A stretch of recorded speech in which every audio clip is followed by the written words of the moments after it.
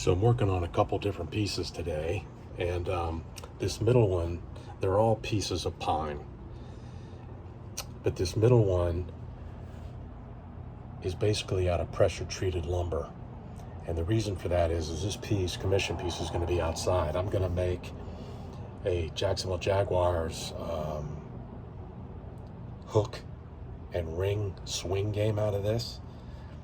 So what I did was sanded it all down really nice and clean. Got a little bit of a green tint to it, which is kind of cool. I did a very vague kind of racing stripe down, but I don't want it to be real strong. So I taped it off and used a really dark stain there, and then I lightened it up with the rest of the body of the piece. But over here I did a real slight route on the edge here, just to keep it square and clean.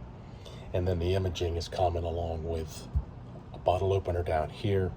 There'll be the ring and swing piece here, and then I'll have some jags in kind of in between. So it's not going to be too obtrusive or too closed in together. These two pieces I cut into surfboards.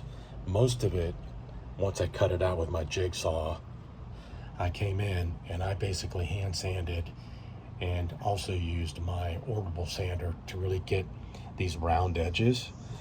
So the orbital really gets all the big stuff off, and it's kind of like making a surfboard, but when they use all of the polyurethanes and all of the basically styrofoam for the body of the board before they start putting all the layers on.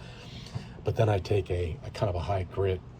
I used a 60 grit, and then an 80. I go down to a 120, 320. So I get all the hard stuff, and I start to hand, because I can feel it better when I'm doing it with my hand versus a machine. And I start getting the curvatures that I want. I wanted it kind of flat, because that leaves somebody the opportunity to either A, set it on something, I'm not sure what the hell it's going to be yet, whether it's going to be an opener or key rack or something kind of cool. I may go sideways with it, I don't know yet, but I'm still debating. This one here too. This I went with a really dark stain. I want to really emphasize the real cool wood grain, and it'll look better once I get the polyurethane on it. But I went through the same process. Basically, these two pieces of wood are off of a wooden crate that they use to transport boxes, packages, whatever. So that wood's really good for all kinds of cool stuff, and it's easy to work with because it's pine. It's really soft. So, but this is a little hard, so that's what I wanted too. So anyway, we'll see how this keeps going down the path here. Once everything starts to arrive for this middle piece, I think it's going to look pretty sick, and I'll keep you guys posted.